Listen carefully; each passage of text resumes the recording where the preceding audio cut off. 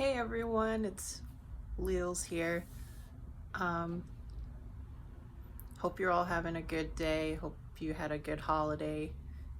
In this video, I'm going to be reading to you a short story from my short story collection, Scrambled Eggs. See? All right, let's get started.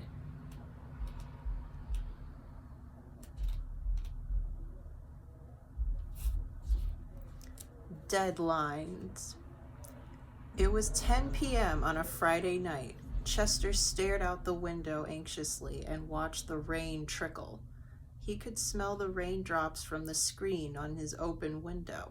He sat at his work desk and scratched his bushy brown beard, wiping potato chip crumbs onto his ratty Club Banana t-shirt that he hadn't washed in weeks. He stared at the blank Word document on his laptop, then at his clock. Well, it wasn't completely blank. He did manage to write the words "History of Ancient Greece" on the title page. That was progress, wasn't it? Chester fought through his labored breathing and opened up his tab on ancient Greece. His work desk was full of candy wrappers and half-eaten Big Macs and Taco Bell Gordita Supremes that were so old the desk was starting to smell. Minutes went by and he managed a few paragraphs at least. Just 3 more pages to go. He let out another panicked breath. Then he heard a knock at the door. He stopped for a moment to answer it. "Chester, do you want to hit the bar tonight?" Chester and Sean had always went to the bar on Friday nights. It had become a tradition ever since they met in biology in sophomore year. Sean helped him through a lot of rough weeks when he had been too tired to pay attention in class and wound up falling asleep. In fact, it was sort of an uneven friendship, but at least Chester knew how to make Sean laugh. "I told you, Sean, I can't. I have to finish this damn paper," Chester lamented. "The same paper you said you needed to get done 3 weeks ago?" Sean snarked. "Yeah, the very same," Chester sighed. "Sheesh, you need to work on your time management." Sean side-eyed him. I know. Have a good night, buddy." After Sean left, Chester slumped his shoulders, continued to type his paper. He typed away until he heard another knock at the door. This time it was his girlfriend, Tina. She showed up at the door in an almost skin-tight bodycon dress she'd probably ordered off Shein, because let's face it, that's pretty much all college kids can afford these days. This was going to be interesting.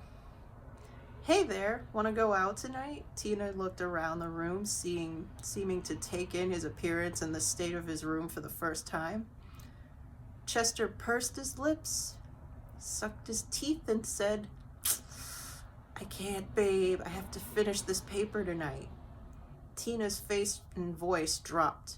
"The same paper you said you needed to finish last weekend." "Yeah, sorry." "I knew it. This always happens. Every time you slack off on a paper, you shut yourself in your dorm room and neglect everyone, including me. And you slack off on every paper." There was a long silence before Tina pierced through it with, "I'm breaking up with you." "Wait, what?" Chester shot up from his chair and went after her. "I'm so sick of this. You seriously need to get your shit together," she scolded and quickly turned for the door, her long dark hair whipping after her. "No, wait," Chester started, but the door slammed shut in his face. "I'll worry about that later. Gotta finish the rest of this paper. Just 1 more page to go." He yawned and scratched his head and typed away at his ancient laptop, letting the words that he'd clearly ripped off of Wikipedia flow onto the Word document. Meanwhile, unbeknownst to him, the wind was picking up outside his window.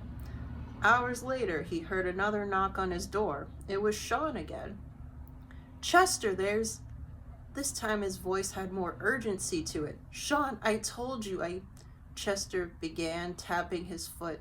Dude, I know, but that can wait. There's a tornado about to hit our town. The whole town's got to evacuate. Chester paused for a moment, then he slumped his shoulders in desperation.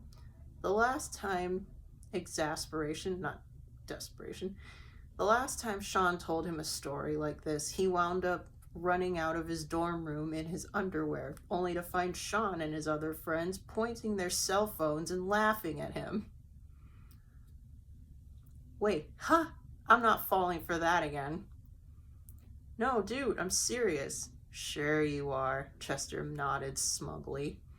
Sean grabbed his friend's shoulders and shook him. Come on, man, I'm serious. Grab your shit and go. Yeah, I'll meet you downstairs. Chester waved his friend away and then shut the door. Shaking his head, he put on his headphones. A howling wind began to pick up even more, knocking down trees and lampposts around the college campus. The lights in the dormitories flickered on and off, and some of the others, more studious, i.e. stubborn students, began to moan and complain. Some had begun packing their things. Eventually, thunder clapped. Chester was none the wiser because he had his headphones on with the lo-fi stream on YouTube playing in the background. 3 days later, Tina and Sean were sitting at a diner in the next town, staring at the remnants of their town and college campus on TV. They sat side by side in the booth, uneaten meals in front of them. They had huddled together tightly every night for the past few days when the tornado was at its roughest, and as the rescue workers began to sort through the rubble. Being together during such a frightening ordeal brought about a closeness they'd never shared with Chester.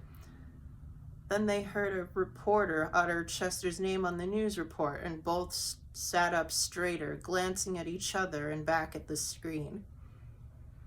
Beneath the rubble of this college campus, rescuers managed to find one body, the body of 20-year-old Chester Folger. Other students still on campus say Chester was always a bit of a slacker, for lack of a better word, at least until now.